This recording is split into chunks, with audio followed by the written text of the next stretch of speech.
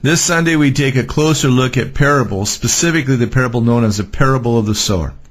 I notice that in this parable there is one sower and one type of seed, but Jesus describes 4 varieties of soils.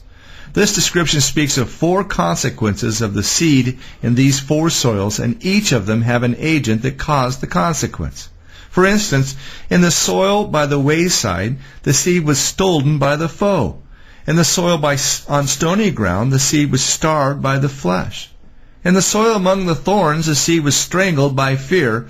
And finally, in the soil on good ground, well, that seed was successful by faith. There also appears to be 3 levels of fruitfulness in the good soil that could be due to opportunity or fidelity, or ability or loyalty. The soil upon which the seed is sown speaks of the conditions of people's hearts, not only prior to salvation, but at any given time. We must not think that our soil is automatically good and will produce fruit because at one time it has. Any given day, this can change if we don't remain in the same spot spiritually. The first group by the roadside describes those that have hard-heartedness. They hear the word, and as far as obedience to the word is concerned, they say, "That's for the birds." The second group that fell upon stony ground speaks of the shallow-hearted. Oh, they say Jesus is the way, but as soon as things don't go their way, they drop their commitment. The third group speaks of the soil among the thorns, and this speaks of the crowded heart, a person that has too many things crowding out the Word of God.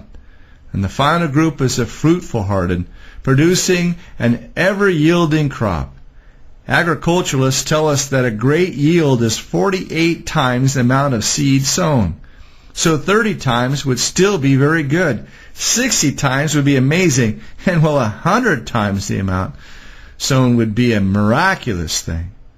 I'm praying that we'll have a miraculous time this Sunday as we make sure that we are in the fruitful-hearted group when we gather together to hear the Word of God. Blessings.